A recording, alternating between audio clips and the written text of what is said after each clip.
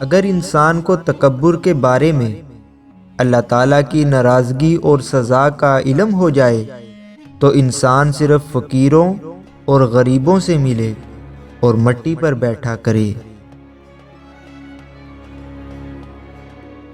زمانے کا شکوہ نہ کرو بلکہ خود کو بدلو، کیونکہ پاؤں کو گندگی سے بچانے کا طریقہ جوتا پہننا ہے، نہ کہ سارے شہر میں قلینے بچھانا۔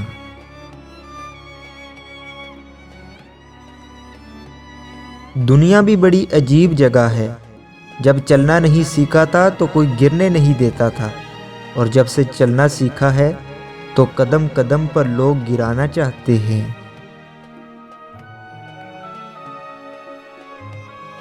حضرت علی رضی اللہ تعالی عنہ نے فرمایا، ابھی موقع ہے، چونکہ اعمال نامے کھلے ہوئے ہیں، قلم چل رہی ہے، بدن تندرست و توانا ہے، زبان آزاد ہے، توبہ سنی جا سکتی ہے اور اعمال قبول کیے جا سکتے ہیں۔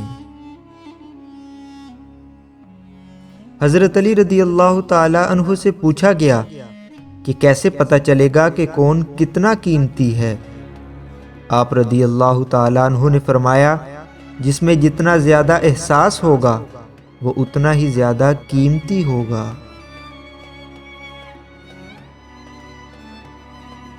ایک یہودی نے حضرت علی رضی اللہ تعالی عنہ سے کہا کہ تمہارا اللہ نظر کیوں نہیں آتا؟